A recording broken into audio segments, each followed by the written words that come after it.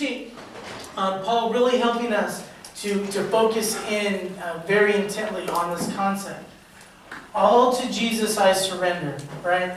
Now, as we talked about Sunday night in our, what I'm thinking of as our support group for these lessons, it's hard to surrender, right? I'm looking at Bella back there, and she's a competitor, boy. She is on it. She may be small, but her heart is huge, and her competitive spirit is large. I have no idea where that comes from, but she is. I think I heard an answer, but she is quite the competitor. She does not like to lose, and the reality is, most of us fall into that category where we don't like to lose. And so the idea of surrender feels cowardly to us. It feels like we're quitting, like we're giving up. And it just doesn't feel like a good old American. We don't do that. We win. And yet, a good old Christian surrenders to Jesus. Gives up. Quits. That's what a good Christian does. A Christian says, I cannot do this on my own. I can't live this life on my own. I need you, Jesus. You are smarter than me. You're better than me. You're bigger than me. You're more powerful than me. And so I will surrender my life to you. Last week, that we focused on the idea of surrendering our children to Jesus. That's a very difficult thing, because we care so dearly about our kids, and so we seek to protect them, and got to have them close to us, and got to make sure that they're with us, and all these things. And Jesus is saying, give me your children. Give them to me. They belong to me anyways. So we gave you lots of tips on how to do that, and I hope this past week you've been working on that. And this week we're going to talk about surrendering your nets. And that'll make a lot more sense here in just a second. So, if you go to the next slide. Just when I look at you. My question to you is this. How important do you think those are to this?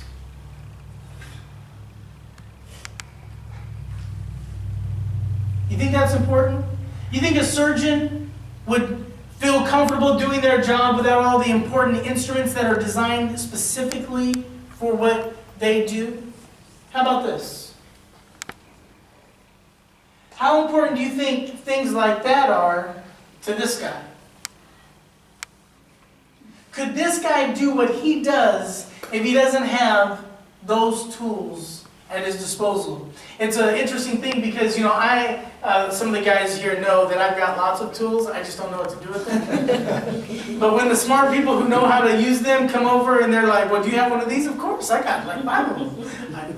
I have to have them to stock you guys up when you come over to fix my stuff. Anyway, but it's important to this guy's identity, right? It's like, some guys in particular, may be sort of filthy about things, but then they'll have their tools or whatever, and they're like in perfect order or whatever, right? Because of the importance. Next. How important is this to this guy? How much money would he make if he didn't have movie cameras to record him? If you get this, then you may make some sense out of how important she is. She's not here to defend herself. I can put her on blast, right? But how important is she to him? He's not here to defend himself either, so I can put him on blast. Nathan, aren't you happy that you're off the hook this week? And Nathan came up to me last Sunday, and he was giving me a hard time. He's like, you gotta stop doing that. You gotta stop doing that. So look, you're off the hook this week, right? Okay, so if you were to tell this guy that he can no longer have her, he's going to have problems with that. He's going to have problems with that. And then, very specific to our lesson today, look at the next slide. How important is this to this guy? See, a fishing net to a fisherman is the tool by which they make their living. It is the tool by which they feed their family. It is in many ways their security blanket for their life. I got my fishing net, therefore I can catch fish, and because I can catch fish, I can live. It's often very, very tightly woven into the, stay with me on this, very tightly woven into the fabric of their identity. I am a fisherman. And the proof of my fisherman status is I have a net, and I can throw that net out there, and I bring in fish, and I feed my family, I make money for myself, and I live my life. It's no different than the tools for the mechanic, the surgeon's tools, etc., etc., etc. But I want you to understand that our Jesus, in Mark chapter 1, please go to the next slide. Our Jesus in Mark chapter 1 met some men who were fishermen. And it tells us here in verse 16, as Jesus walked by the Sea of Galilee, he saw Simon and his brother Andrew casting a net into the lake, just like that slide you just saw. For they were fishermen, and he said, come, follow me. Jesus said, and I will make you fishers of men. The last part of this verse says, at once they left their nets and followed him. So he just comes up to these two brothers they're casting their nets. They're doing what they do. They're earning a living. They're living out their identity. We're fishermen and we're fishing. And he said, come and follow me. And they left their nets and followed him. Now watch what also happens just following this passage when he runs into another set of brothers. In verse 19 it says, when he had gone a little farther, he saw James, son of Zebedee, and his brother John in a boat preparing their nets. Without delay, he called them and said, he called me, and they left their father Zebedee in the boat with the hired men and followed him. See, these guys were getting ready to fish, right? They're getting their nets ready to fish. And when Jesus called, not only did they leave their nets behind, but they left Dad and the rest of the workers. They left Dad and the rest of their workers. We read these verses and just go, oh yeah, that's right, I know about this. I know this is in the Bible. But I want you to understand the power of these passages. The power of these passages is Jesus said, I want you to give up your lifestyle for me. I want you to give up your identity for me. I want you to give up what you are used to doing in your life. The things that you have found to be important. The things that you have found to be valuable. I want you to give that up and come and follow me because I have something else for you to be doing. We read these verses and we just go, okay, yeah, I know, fishers of men, and I'm going to buy a t-shirt and it's going to say I'm a fisherman. And I get it. We skim over this. But I want you to understand that any of you that are employed in this room, it is like taking the classroom away from the teacher. It is like taking the kitchen away from the chef. Do you understand what I'm coming from? Some of us would, if you, I know not everybody's a sports fan in here, but they do this with athletes often. They would say, if you were not a football player, what would you be? And some people say, I don't know. I don't know. I spent my entire life working to be this athlete. Some of you, if you were to say, if you were not in your career, what career would you be in? You may say, I don't know. But these were fishermen. They were fishermen. This was their identity. This is what they did. This is how they fed their families. This is what they did with their families. And Jesus said, come and follow me. And at once they left their nets and they followed him. This is not easy. But this is what Jesus asked of them. And it's what he asks of us. Watch the next slide. Proof that this is not easy. In Genesis, there's so many powerful stories, but you get the story about Lot and Abraham and how Lot chooses this wonderfully gorgeous place, and he goes and it's prosperous, and he's looking forward to the wealth to be found there and the prosperity to be found there, and yet it was a place that we know as Sodom and Gomorrah, and it was a filthy, wretched, wicked place, and God was going to destroy it. God's angels come, and if you look here in verse 16, it says, when he hesitated, the man grasped his hand and the hands of his wife and of his 2 daughters and led them safely out of the city, for the Lord was merciful to them. See, they had to get out of that place that God was going to destroy.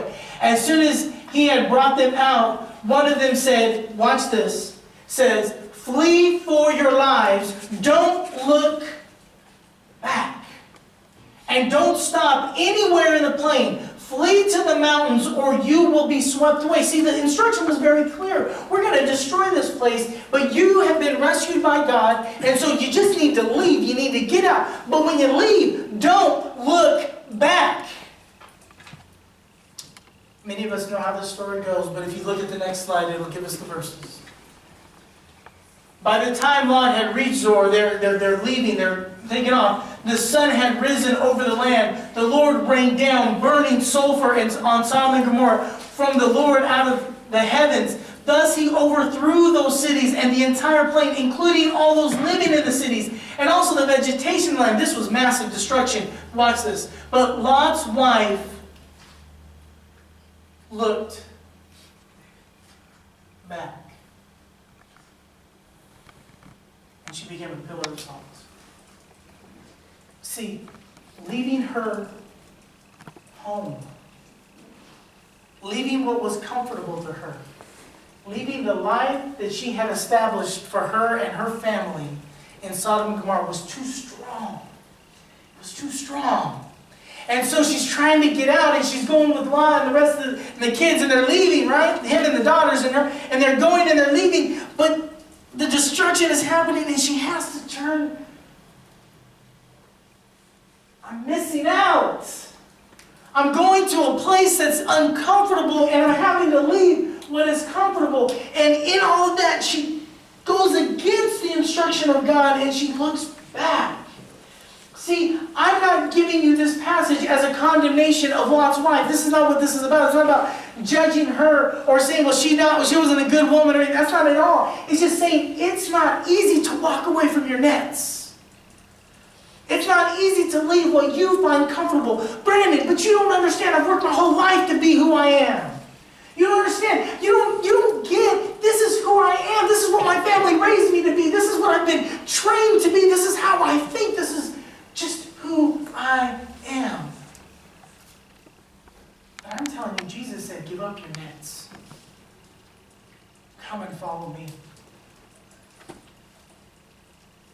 It wasn't easy for those fishermen, and it wasn't easy for Lot and his wife. But we have an example of somebody who did this in a very powerful way that wasn't the apostles. Look at this. In 1 Kings chapter 19, it's an amazing chapter, right? Elijah is given a series of assignments by God, and one of those series of assignments is to go pick Elisha to be his apprentice and then to eventually replace him. And when you get down into the midst of towards the end of this chapter, they meet each other, and Elijah taps Elisha on the back, if you will, puts his cloak on him, which is a sign like, you're coming with me, kid. And watch what this passage tells us Elisha did. Elisha has a quick conversation with Elijah, and then he goes back and he does this. So Elijah left him and went back. He took his yoke of oxen and slaughtered them. He burned the plowing equipment to cook the meat, and he gave it to the people, and they ate. Then he set out to follow Elijah and became his attendant or his assistant, whatever word you want to put there. He became, you Jedi fans, he became his apprentice, right? Okay? But I want you to notice this. So he goes back, he leaves Elijah for just a little bit, and he goes back home, and he took his yoke of oxen. Now listen, kids, right? This wasn't his pet. Okay, this wasn't, the pet cat. This wasn't this wasn't Fido. This wasn't his dog. This wasn't his hamster. These animals were used for him to make his living. These were working animals used for him to plow his fields. And what did he do with those animals? He slaughtered them. Then he burned the plowing equipment. He slaughtered the animals used for his work, and then he burned the plowing equipment. Some of you may or may not know that Alondra's dad has this big giant truck. I guess you call it a truck. I would call it a mobile base. He's got this big old giant truck, right? But it's for his business. It's not a truck like somebody has, it's all blinged out, whatever, like driving, trying to be cool. It's not that. It's a work truck. It is for business. Have to believe that truck means a whole lot to him. he burned up the business. You hear me?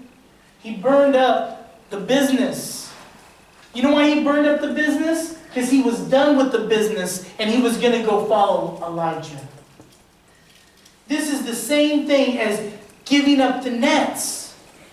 It's not easy to say, I'm going to walk away from the life I have been working on in order to take the life that Jesus wants. It's hard to do, but it's a must. See, you do not have enough time in your day to do everything you want to do and everything Jesus wants you to do. You only got enough time to pick between the two because you cannot serve God and money. And so you're going to have to pick. You're going to operate off of your nets?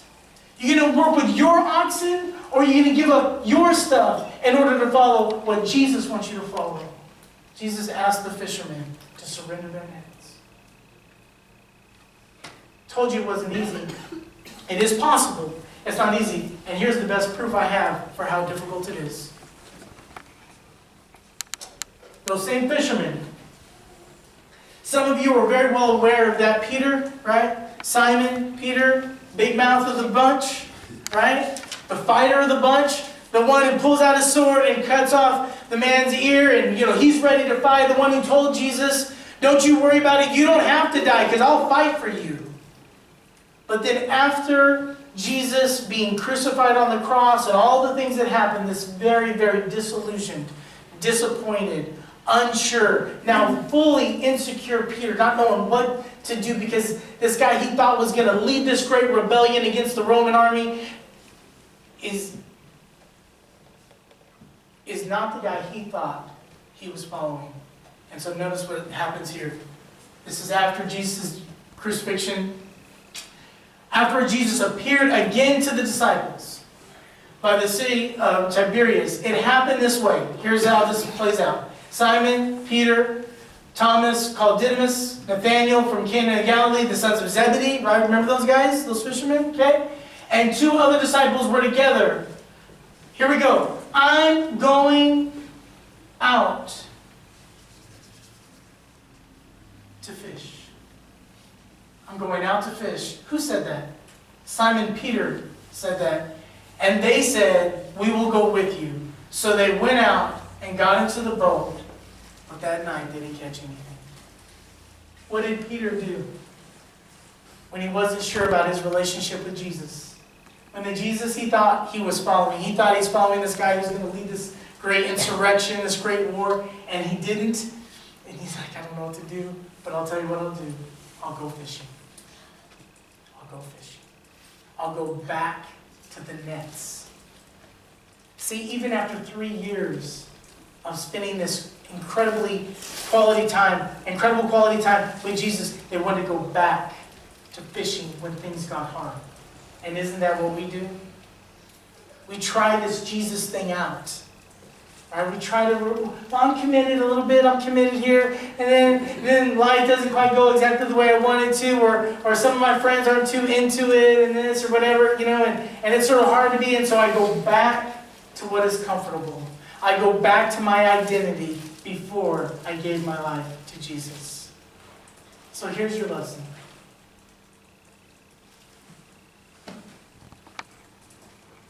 It's time to surrender your nets to Jesus. And this is what it looks like. Start by reviewing all of your habits, all of your activities, all of your interests, including school, work, all these things in your life. Start with that. Be honest with yourself. Okay, be honest with yourself and say, these are all the things I spend my life doing. Now, next thing is this. Keep all the ones that draw you closer to God.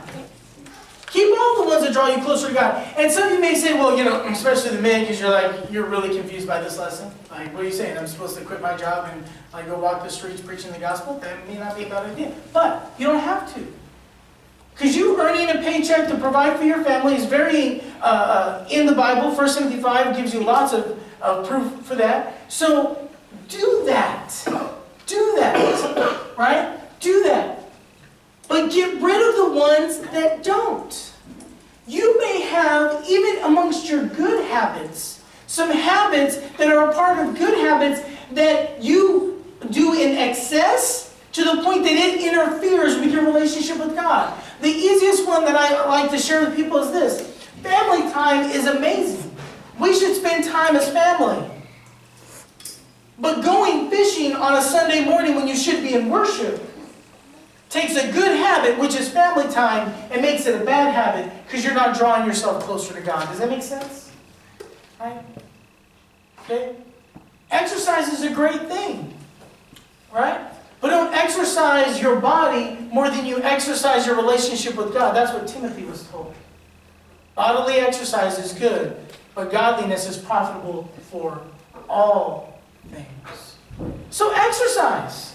But don't exercise when you should have your Bible open. Don't exercise when you should be praying. Don't exercise when you should be fellowshipping with others. Does it make sense? Right? Decide to use your skills, energy, and time in a way that benefits you and the world. Should be a comment there. Spiritually. This is not easy, but it's worth it. Commit yourself to evaluating the ways that you make decisions, the things that you do. You know, some of the things we're comfortable with. Well, I don't talk to those people over there because they don't look like me. I only talk to these people because they look like me. Or I don't talk to those people because politically they don't think like me. But whatever it is, your identity needs to be about Jesus. And we need to surrender the things that we think are important to Him as well, and take on the things that He has deemed important. I told you last week to surrender your kids to Him. I'm telling you this week to surrender your nets. Please think about that sincerely as we stand and sing.